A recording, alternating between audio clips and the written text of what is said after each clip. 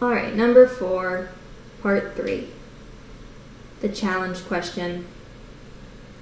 The space shuttle is traveling at 600 meters per second upward when a second booster rocket goes off and accelerates the shuttle at 50 meters per second squared. Part A, what is the shuttle's new speed after 4 seconds? So let's start off by writing out what we know. Well, I'm looking at this number, 50 meters per second squared. Since it has units of meters per second squared, I know that's going to be my acceleration. So I'm going to write that out. My acceleration is equal to 50 meters per second squared. What's next? 600 meters per second. The space shuttle is traveling at 600 meters per second upward. Well, my meters per second tells me that this is going to be a velocity. Is it my initial or my final velocity? Let's look at the problem. It says it's traveling 600 meters per second upward when a second booster rocket goes off and then the shuttle accelerates. So it's going this speed and then it accelerates to a greater speed. So my 600 meters per second is going to be my initial velocity.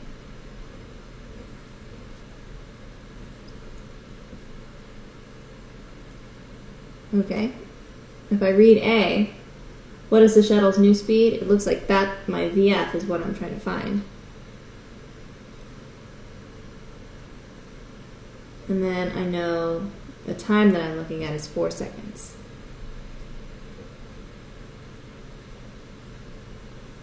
Okay. So looking at my worksheet, my formula sheet, I think this one looks promising. VF, or my final velocity, is equal to my initial velocity plus acceleration times time.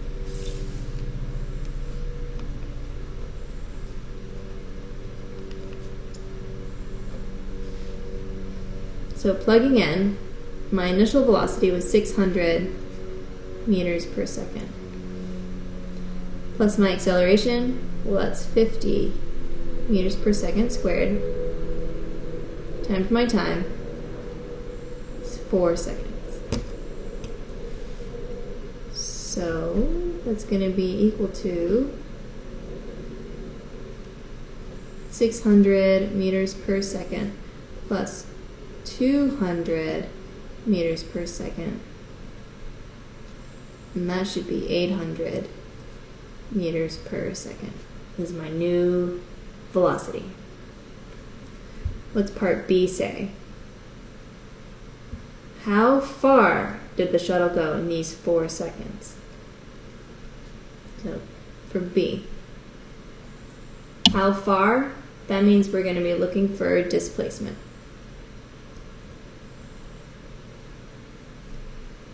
In these 4 seconds, that means the time is still going to be 4 seconds. Let's look at my formula. My formula says that d is equal to my initial velocity times time plus 1/2 times a times t squared. So I'm going to carry down the information that I need from the problem up here. I'm going to need my initial velocity, that was 600 meters per second.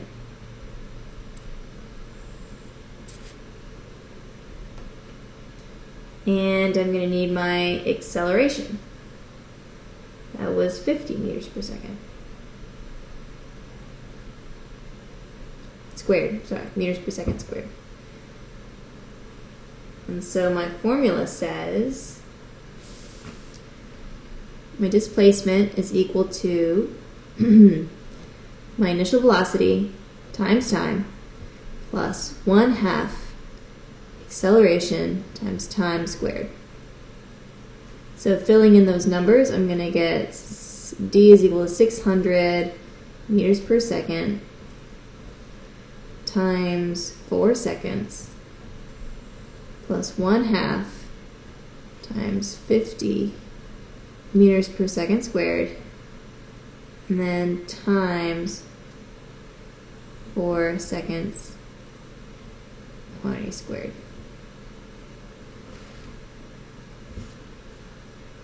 So let's see what that works out to be.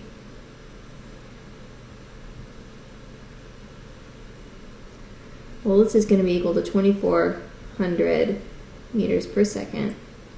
And then this other quantity, 25 times 16. Oh,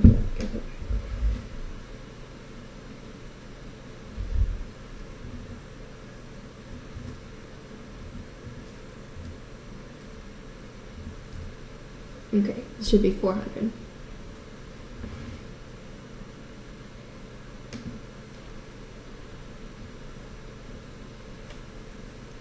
So your answer is going to be 2,400 meters per second plus 400 meters per second. So 2,800 meters per second. Oh, no, I'm sorry, my seconds canceled. My units should be meters.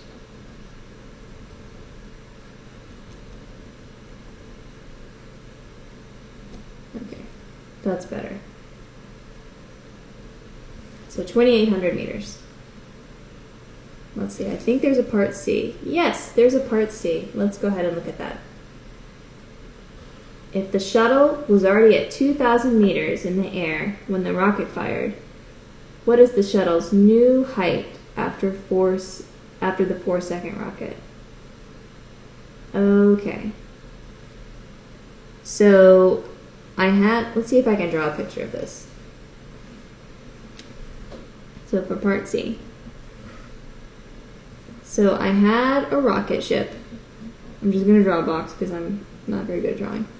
So here's my rocket, and it was going a certain speed, right? It was going like 600 meters per second. When a booster fired, and over a period of 4 seconds, we just discovered the rocket went 2,800 meters. Okay. So part C asks us, if the shuttle was already at 2,000 meters when the rocket fired in the air, what is the new height after this? Okay. Well, actually, I guess I should have drawn my line going straight up and down. Sorry to erase.